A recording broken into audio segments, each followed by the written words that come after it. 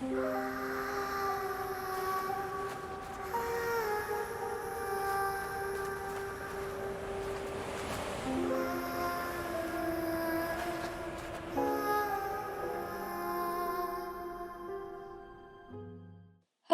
my name is Vanessa and welcome to my channel.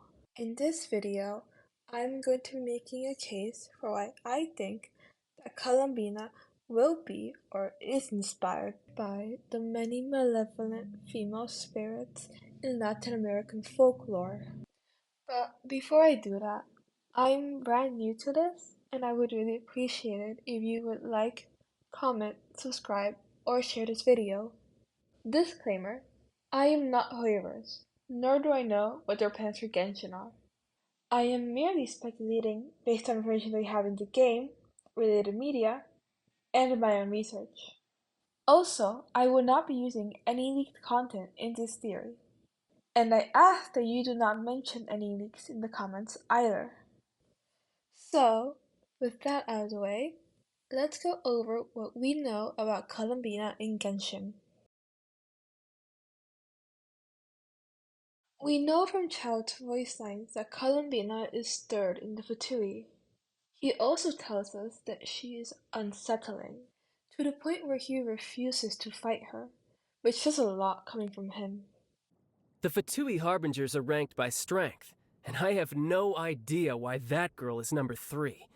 I'd test my skills with every Harbinger who ranks above me if I had the chance. But when it comes to her, something just doesn't feel right. Anyway, you should be careful around her. Scaramouche seems to agree with him, and advises us to stay away from her. Let me ask. What should you do if you were to encounter a damsel who is oblivious and innocent at any given time, and unconcerned and unfeeling in any given situation? If it were me, I could at least challenge her to a fight. But if it were you, with your conscience, I would stay away from her. Furthermore, at the end of the Sumeru Archon quest, Nahida told us that the top 3 Harbingers have power comparable to that of gods. Overall, we have very little information about Columbina within the game, her only appearance thus far being in the Winter Night Lazo trailer. The Comedias Columbina is a gossipy servant tsundere archetype. It was portrayed as beautiful, flirty, and witty. John Rugland even describes her as the only lucid person in the Commedia. She is usually married to Piero, but cheats on him with Arlecchino. One curious fact about her that I do not see talked about often is her propensity to take on different disguises, often to commit adultery. Do make a note of this, as it is relevant to his theory. Also, if you want to read up on more of the Commedia, I will be leaving my sources and attributions in the description.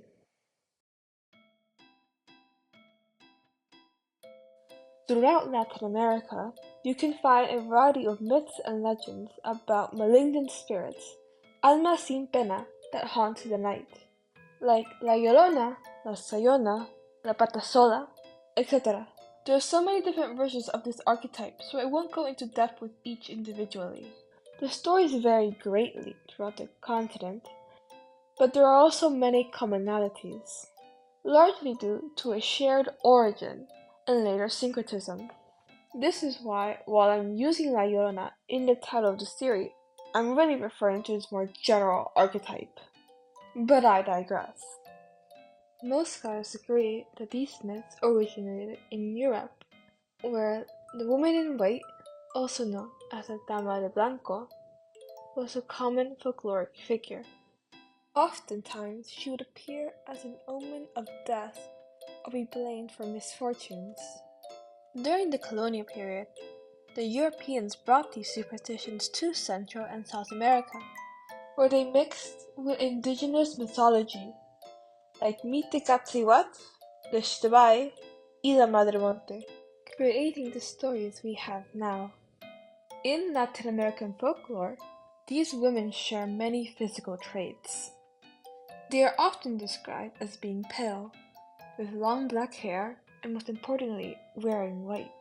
They are also very beautiful, or can at least appear beautiful, to lure in their victims.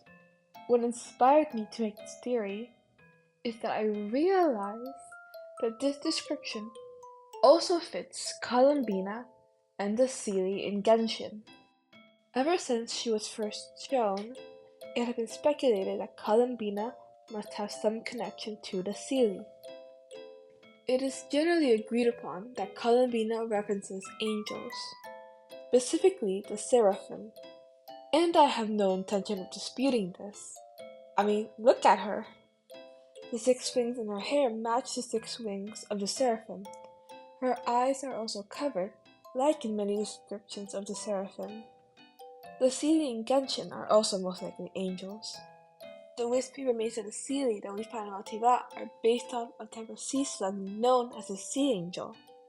The Seelie were also said to serve the primordial one, who seems to be based on the Abrahamic God, and guided humanity as the envoys of heaven. Very angel-like. They are also explicitly linked to angels in a Song of the Seelie from A Drunkard's Tale, which says that they sang in the halls of angels. For a more direct link between Columbina and the Seelie, many have pointed out that the pattern of her mask seems to match this pattern on the Seelie quartz. The Seelie quartz also have the spattery wing design on them. But how does this relate to La Llorona and the others? Well, you have Columbina being pale, having long dark hair, minus her highlights. She also has those white feathers and her mask. I'm not sure if we should count her Fatui cloak because it's a uniform, but that's up to you. As for the Seelie, the records of Drayun say that they were once very beautiful. Furthermore, we have Nilu's outfit, which is based on the goddess of flowers, who we know was a Seelie, and is at least partly white. And depending if you think that the singing maiden in A Drunkard's Tale is a Seelie, which I'm 99% sure she is because she identifies herself with them, then she also fits here. Once this all clicked in my brain, I started to notice other things. So, on the topic of singing, our first introduction to Columbina is her singing in the Winter Night's Lasso trailer, and we know from A Drunkard's Tale that the Seelie in Genshin also sing, or at least used to. Well, it just so happens that these phantom ladies also have connections to song. Many versions of the Patasola from Colombia and Venezuela are said to sing, and the song you're listening to right now is La Llorona, a very iconic melody in Mexico. And this is a more tenuous connection because I couldn't find any sources for the Shibai herself singing, but the great Ima Sumake's debut album is called Voice of the Shibai. And no, I'm not reaching. Ima Sumak is a very important figure, not just to Peru, but to music worldwide. And I know that Hoedverse will know about her, and just let me have this. Much how Columbina in the Commedia cheats with Arlecchino, most of these vengeful spirits have some theme of infidelity. Some are said to punish disloyal men, while others seduce men into being unfaithful. There are enough variations of each myth that both can usually apply. There are also a few that explicitly have infidelity as part of their origin story. A common telling of the Patasola story is that her husband caught her having an affair with another man and cut off one of her legs in anger. In contrast, the legend of La Muelona has her explicitly swear vengeance on disloyal men. I would also like to mention a few versions of the Figuanaba story in Mexico, where she was once a beautiful woman married to the rain god Tlaloc, or his son, but then has an affair. When she is found out, Tlaloc curses her to be a hideous wandering ghost with the face of a horse. Put a pin in this whole curse thing, we'll discuss it more in depth later. An adventurer once traveled through a forest in search of rare beasts never seen before. As he tore his way recklessly through the foliage, the adventurer tripped on a tree root When he regained consciousness, he saw a girl so beautiful that he was willing to give up the adventurous life to be with her. Her appearance was surreal, with cluster of feathers adorning her hair. Throughout the making of this theory, my mind kept coming back to the adventurous tail feather. I'm not sure if the girl is Columbina, but the way she's described fits very well with this theory if she is. I also wonder if this seductive quality is not so much exclusive to Columbina, but a trait of the Seelie in general, if the girl in the adventurer's tail feather isn't Columbina. Especially if we are also considering the maiden in a drunkard's tale, or perhaps even the goddess of flowers herself. She did have Deshret simping for her after all. But when the travelers saw the goddess of flowers face through Leopar's memories, they saw an endless void. It is not at all uncommon in the folklore for these women in white to have grotesque or hideous forms, or have haunting weeping faces, or to have the face of a horse like the Siguanaba, the ultimate horse girl. But they can appear as beautiful young women in order to seduce their victims. Sometimes they can even take the form of the victim's lover in order to trick them. The Siguanaba can also lure children into the wilderness by taking the appearance of their mother, and the Sayona would disguise herself as different animals in order to sneak up on her victims. Of course, when they have their victim in their grasp, they reveal their true form. Sometimes the mere sight of these specters' true form is enough to madden their victims, or darles un espanto. Perhaps this is the reason behind Child and Scaramouche's warnings. They can sense that behind her innocent damsel facade, there is something much more sinister. Now this is how this theory got its name. Most people in Latin America are at least passingly familiar with La Llorona. She is probably the most well-known of these vengeful spirits, and she's the one I think is most obvious for Columbina to reference. You see, this is the Fatui wheel. It shows us the constellation of each Fatui Harbinger. We can confirm the constellations of the 3 playable Harbingers, as well as Signora, because of her moss theme. The rest are still up in the air, but the community agrees that this one, the dove, is most likely Columbina's. Mainly because Columbina means little dove, and she has those white feather wings in her hair. But notice the dove is crying, like La Llorona. Now, we don't actually hear Columbina cry in the Lazo trailer, but she does sing. The drunkard's tale establishes the idea of the Seelie singing to mourn, and we see Columbina singing at Signora's coffin. While the exact details of the tragedy that create La Llorona vary from telling to telling, the result is always the same. A woman haunting bodies of water, weeping for her children, and unable to move on to the next world. While I do not think that Columbina herself has lost any children, if she is a Seelie, then she has lost her kin nevertheless. While Columbina is described as unfeeling by Scaramouche, I think that the crying dove represents her sorrow at the fate of the Seelie. At least, she must have some motivation to join the Fatui against heaven. The Harbingers that we have in the game so far each have some connection to Khaeri'ahn and the Cataclysm, even if it's indirect. Child is the apprentice of a sinner. Signora became the Crimson Witch after losing her lover in the Cataclysm. Scaramouche was created by A after the Cataclysm. Arlecchino is Khaeri'ahn, and the Dottore studied the ruin machines. Plus, we also know that Piero was a royal mage of Khaeri'ahn. But why am I bringing this up? Well, I think that the Hilichurl curse of the wilderness and the Seelie curse are fundamentally the same.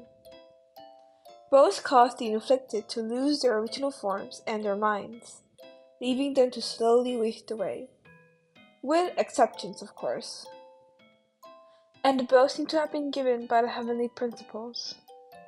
And I think that Columbina's connection to Khaeri'ahn is that she has this curse. And being cursed would be another thing that Columbina has in common with these almas sin pena. In the midst of La Sayona, she murders her husband when she believes to have been having an affair with her mother, and when she stabs her mother curses her. This is how she turns into a restless spirit, punishing unfaithful men. That's pretty standard fare.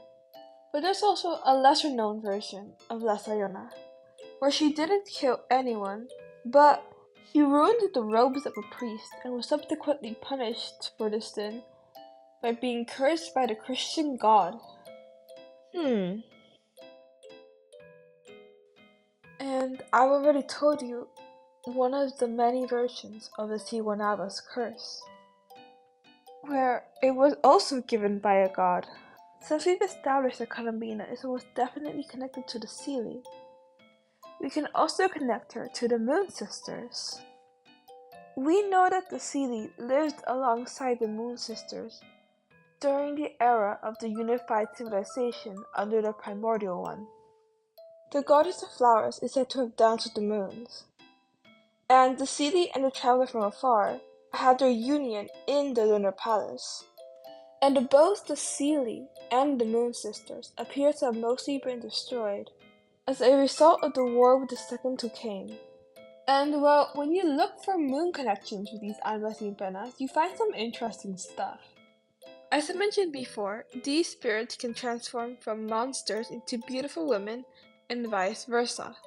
Well, this version of the Patasola transforms into a monster on the full moon and drinks blood during the new moon to revitalize herself. We'll get back to that last part, don't worry. And different versions of the Siguanaba or the Machihuatri, depending on the region, have her be active on full moons or moonless nights. But wait, there's more. Because some people theorize that the Siguanaba or Machihuatli are connected to Metzli, the Aztec moon goddess. Now, it's way too early to claim that Columbina is a moon sister, but Wikipedia Espanol tells of at least two versions of this myth where she was a full-on moon goddess, married to Telok, or some other god, who then cursed her to be a wandering ghost. Note that I couldn't find any reliable citations or primary sources for this, but still, this is wild in the context of the fall of the Moon Sisters and the Seelie, and I think that horrors might still be willing to include this even without the primary source. I can't really say what we should make of this right now. I personally think that it's unlikely that Columbina is a Moon Sister, even if I can't write it off as a possibility. Sure, in traditional Christian angelology, the Seraphim are the highest ranked angels, but Genshin also has the Primordial One and the Second who came as thrones. So I don't know what the heck is going on here. Also, there's no argument you could possibly give me that the Torah is stronger than the freaking moon. I don't care what crimes against humanity he commits. What I think is most likely to be the case is that the Seelies are to the moons or the shades, or both if you think the moons are shades. What the Jinn are to the goddess of flowers, what the Oceanids are to Egeria, and what the Aranara are to Rukadevata. So Columbina comes from the moon, rather than being a moon herself. A lot of this has to do with my Pale Princess and the Six Pygmies theory, that the Pale Princess of the Moonlight Forest is the Seelie, maybe even Columbina. Would make sense if she was the daughter of the moon, so to speak. Honestly, I could make another full video on the Pale Princess and the Six Pygmies, but we do not have time for that today. Gosh, this video is so long.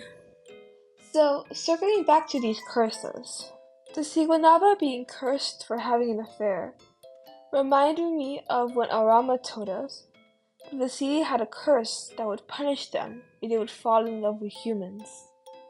It's not one-to-one, but it is similar enough to warrant further investigation. And that, of course, brings us to the Book of Enoch. If you've seen Ashikai's Vampire Penguin video, you might already have some idea of where this is going. It's not uncommon for these vengeful spirits to be likened to vampires, given how they are pale, they hunt at night, and often eat their victims. Some consume them entirely, while others have more of a focus on blood, like the aforementioned Patasola. And while it might seem unusual to link this to Columbina, it really isn't. In the Book of Enoch, while the full angels don't drink blood, the half-angel Nephilim do. And we know that the flesh and blood of gods and dragons in Genshin seems to have some special properties.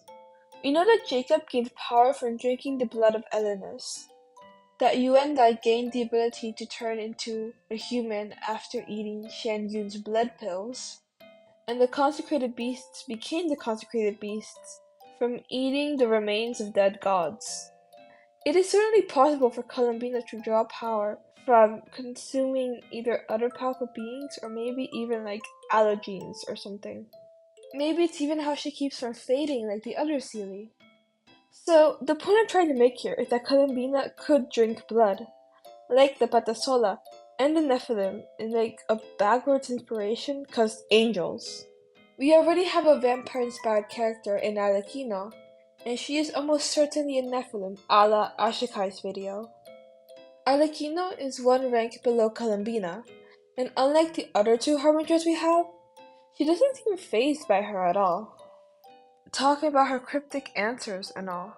They both have hair accessories with wings on them, and connections to the moon.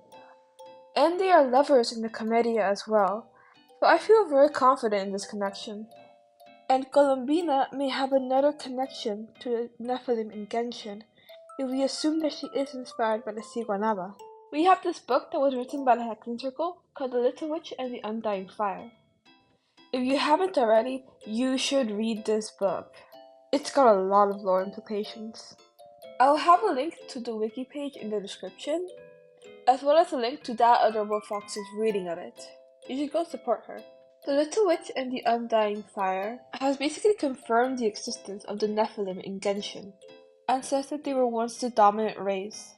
It also says that they were the children of humans and gods.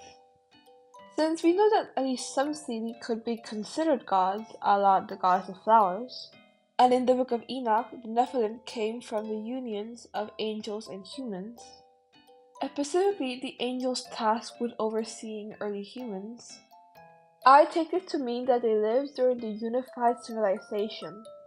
I actually think that the princess of Salvindimir was a Nephilim, but that's a tangent for another day. During the war with the second who came, they appear to have been mostly wiped out, with some key exceptions. Since Khaeri'ahn is most likely an offshoot of the original unified civilization, given that it was founded around the same time as the fall of Vindimir and has similar architecture to Enkanomiya, it is entirely possible that the pure-blooded Khaeri'ahns are descendants of the Nephilim, and by extension, the Seelie. And I think this is why they didn't hit a Trellify like the regular humans in Khaeri'ahn. But how is this relevant to my La Llorona theory? Well, several versions of the Siguanaba have her be the mother of another folkloric figure, El Cipitillo. While the identity of his father shifts from telling to telling, it doesn't really matter in this case.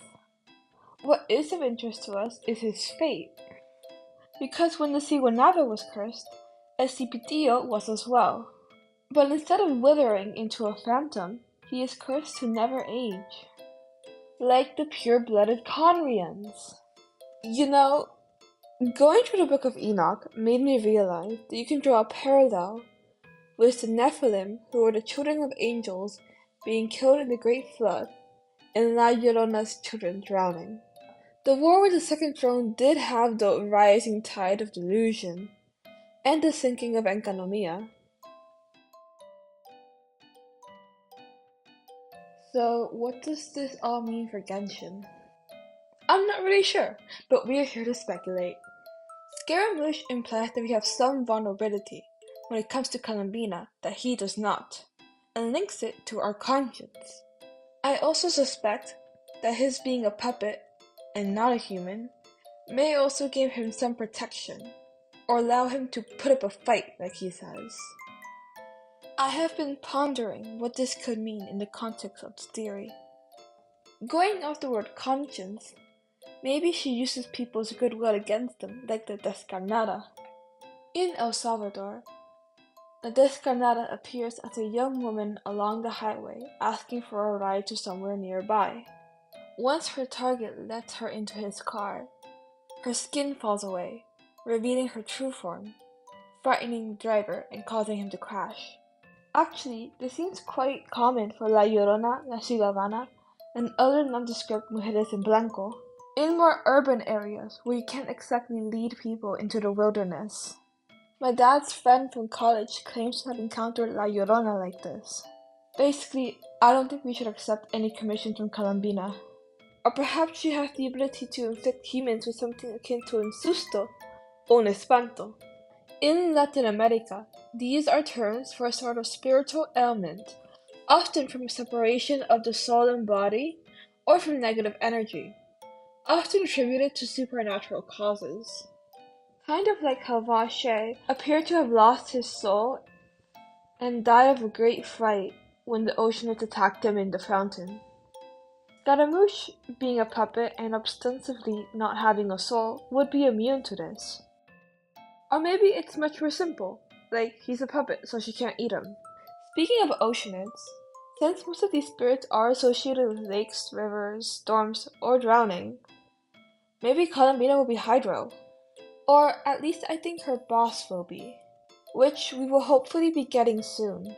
There is a popular theory in the community that says that the Order de Fatui boss fights follows the wheel counterclockwise from Child's constellation. And so far, this has proven true. We've fought Child, Signora, Scaramouche, and Arlecchino. So our next boss fight should be Columbina, which is why I am almost certain that she has some connection to Natlan. Also, Halloween is coming up, and I think that would be the perfect time to make her boss truly spooky. Do it, Hoyo, do it! Wow, that took a long time. I spent like a week teaching myself video editing just to make this.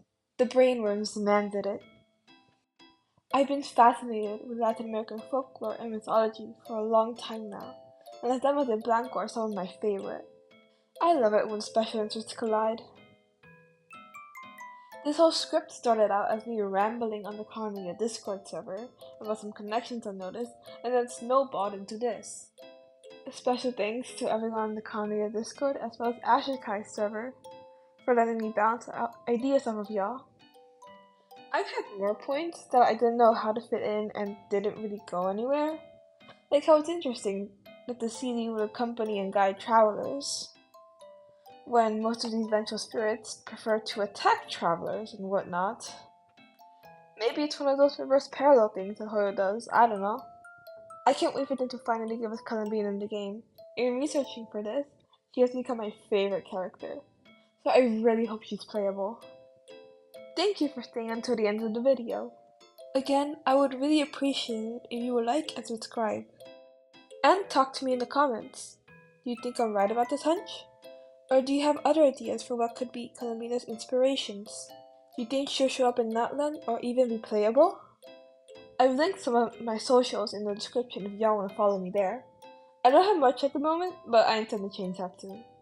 I'm also planning on streaming my reaction to Natlan as an indigenous Peruvian, so come say hi! I don't really know how to end this. Good luck in your pools, stay hydrated, and if you ever encounter a beautiful woman out in the forest at night, be sure to stranger danger the heck out of there. Ciao!